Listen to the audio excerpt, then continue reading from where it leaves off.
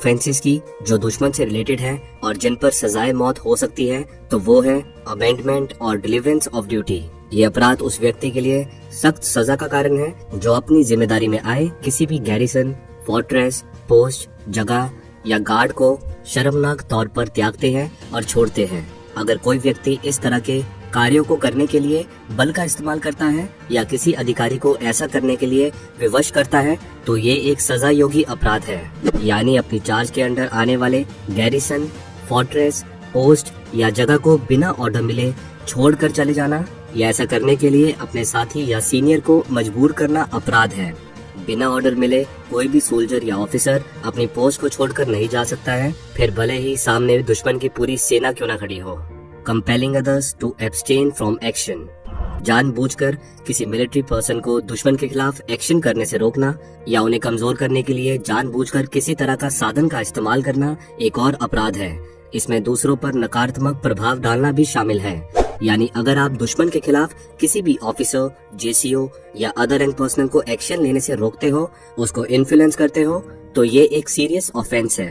Misbehaviour in the presence of the enemy, दुश्मन के सामने हथियार, एम्यूनिशन, टूल्स या इक्विपमेंट को शर्मनाक तौर पर छोड़ना या कमजोर तौर पर व्यवहार करना सख्त मना है। और अगर ऐसा कोई करता है तो ये एक सीरियस ऑफेंस है, भले ही सिचुएशन कितनी भी एक्सट्रीम क्यों ना हो।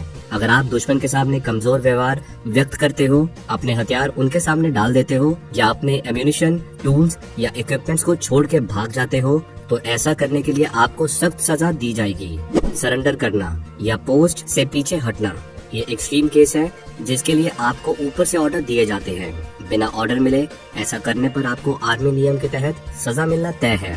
ट्रेचरस कम्युनिकेशन, दुश्मन, टेररिस्ट या एंटी एलिमेंट से बातचीत करना या उन्हें किसी भी प्रकार से अनुकूल सूचना प्रदान करना धोखेबाजी माना जाता है। ये अपराध सेना की सुरक्षा को कमजोर कर देता है। देखिए, फील्ड पर डिप्लॉय होने, इंटेलिजेंस या किसी सेंसिटिव डिपार्टमेंट का हिस्सा होने या किसी सेंसिटिव पोस्ट को होल्ड करने के कारण आपके पास काफी सेंसिटिव इंफॉर्मेशन होती है। दुश्मन के लिए हमारी या हमारे फौज की एक छोटी से छोटी इंफॉर्मेशन भी काफी वैल्यूएबल और इम्पोर्टेंट हो सकती है। और अगर कोई भी सोल्जर, जेसीओ या ऑफिसर ये सेंसिटिव इंफॉर्मेशन दुश्मन तक डायरेक्टली या इनडायरेक्टली पहुंचा रहा है, तो ये सीधे सीधे तौर पर देश के साथ धोखेबाजी करना है। सेंसिटिव इंफॉर्मेशन लेने के लिए soldiers and officers best source होते हैं और एनिमी इनको ही सबसे पहले टारगेट करते हैं। कई बार इन्हें इसके लिए पैसे दिए जाते हैं, वही कई बार हनी ट्रैप या दूसरी किसी मीन्स के थ्रू इन्हें थ्रेटन करके इनसे सेंसिटिव इंफॉर्मेशन ली जाती है। पर केस कोई भी हो, अगर कोई ऐसे करते पकड़ा जाता है तो फिर उसके खिलाफ देश से धोखेबाजी का आरोप लगता है और उस हिसाब से उसको सजा दी जाती है। अब जिस तरह से सेंसिटिव इंफॉर्मेशन शेयर करना सीरियस ऑफेंस है, बिल्कुल वैसे ही असिस्टेंस टू द एनिमी यानी दुश्मन की मदद करना भी अपराध है। डायरेक्टली या इनडायरेक्टली एनिमी की हेल्प करने में पैसे, हथियार, एम्यूनिशन, स्टोर्स या सप्लाईज देना अपराध है। अगर कोई सोल्जर या ऑफिसर हमारी सेना के एसेट्स, इक्विपमेंट्स, वेपन्स या सप्लाईज दुश्मन तक पहुंचा रहा है, तो ये भी एक सीरियस ऑफेंस है और साथ ही देश के साथ धोखेबाजी है। False alarms and spreading despondency, युद्ध या मिलिट्री ऑपरेशंस के दौरान झूठे अलार्म्स ऑन करना, भयंकर रिपोर्ट्स फैलाना या सेना के बीच निराशा का माहौल बनाना सख्त मना है। अगर कोई सोल्जर या ऑफिसर जानबूझकर वॉर टाइम पर या किसी मिलिट्री ऑपरेशंस के दौरान फॉल्स अलार्म ऑन करता है, तो ये सीरियस ऑफेंस है, क्योंकि ऐसे करने से न सिर्फ ऑपरेशंस के फेलियर के चांसेस बढ़ते हैं, बल्कि ये दुश्मन को अलर्ट कर सकता है या फिर हमारे सैनिकों के बीच टेंशन का माहौल क्रिएट कर सकता है। लीविंग पोस्ट विदाउट ऑथराइजेशन, अब जैसा कि हम पहले ही देख चुके हैं कि दुश्मन को देखकर या वॉर टाइम पर आप अपनी पोस्ट या प्लेस ऑफ ड्यूटी को छोड़कर नहीं जा सकते हैं, पर यह सेम रूल पीस टाइम या नॉर्मल ड्यूटी के दौरान भी लागू होता है। बिना रिलीवर के आए आप अपनी पोस्ट को नहीं छोड़ सकते हैं, फिर भले ही वो वॉर टाइम हो या पीस टाइम। ये नियम हर समय लागू होता है और ऐसा ना करने पर आपको सख्त सजा दी जाएगी। इससे पहले कि हम आगे बढ़े, मैं आपको बताना चाहूंगा कि अगर आपका लक्ष्य है एनडीए एग्जामिनेशन को सेल्फ स्टडी के साथ क्लियर करने का, तो मैं आपको mission NDA book highly recommend करूंगा, जिसे प्रिपेयर करके आप आसानी से एनडीए एग्जाम क्लियर करने की पॉसिबिलिटी बढ़ा सकेंगे। इसके साथ ही 5000 प्लस मोस्ट एक्सपेक्टेड एमसीक्यू से आप 10 to 15 क्वेश्चंस अपने एग्जाम में एक्सपेक्ट कर सकते हैं। Available on Amazon and Flipkart. Voluntarily serving the enemy as a prisoner of war.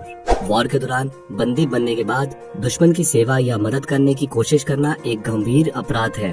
एक बार प्रिजनर ऑफ वॉर बनने के बाद एनिमी कंट्री द्वारा पूरी कोशिश की जाती है POW से जितनी हो सके सेंसिटिव इंफॉर्मेशन निकाल सके। ऐसे में कई बार उन्हें लालच भी दिया जाता है। एक POW डबल एजेंट की तरह काम कर रहा हो, इसकी प्रोबेबिलिटी काफी ज्यादा बढ़ जाती है। खैर, किसी भी कारण से अगर आप POW बनने के बाद उनकी फौज में किसी भी तरह की मदद करते हो, सेंसिटिव इंफॉर्मेशन शेयर करते हो या वापस अपने देश आके उनके लिए काम करते हो, तो ये एक सीरियस ऑफेंस है। Harbouring enemies. Prisoner of war ना होने के बावजूद जानबूझकर एनिमी को प्रोटेक्ट करना या फ्रेंडली फायर में इन्वॉल्व होना एक सीरियस ऑफेंस है। फ्रेंडली फायर का मतलब होता है अपने ही साथी, सीनियर या जूनियर पर फायर करना। फायर चाहे जाने या अनजाने में किया गया हो, फ्रेंडली फायर एक सीरियस ऑफेंस है। Negligence on sentry duty. Sentry duty के दौरान लापरवाह रहना, जैसे कि पोस्ट पर सोना या नशे में रहना, स्ट्रिक्टली प्रोहिबिटेड है। अगर ऐसा करते कोई पाया जाता है तो उसे सजा मिलना तय है। इसके अलावा ड्यूटी के दौरान इशूड वेपन, राइफल या पिस्टल को किसी को भी देना सख्त मना है। ये इशूड वेपन ना ही आप किसी सिविलियन को दे सकते हैं, ना ही आप अपने किसी साथी को। और अगर ऐसा करते आप पकड़े गए तो आपको इसके लिए सजा दी जाएगी। फौज में एक प्रॉपर हायरार्की मौजूद है और इस हायरार्की के अकॉर्डिंग ही कम्युनिकेशन होता है और इस चेन ऑफ कमांड को तोड़ना बिल्कुल भी सही नहीं है।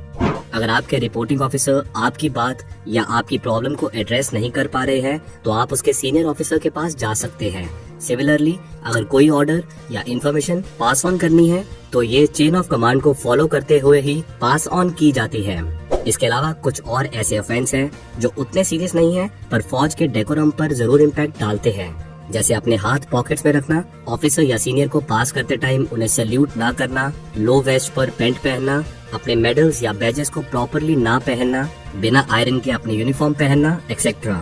इसके अलावा service to service rules differ कर सकते हैं। एग्जाम्पल के लिए बात करें तो जैसे air force campus and naval basis में स्पेशली टेक्निकल एरियाज में photography and videography strictly prohibited है।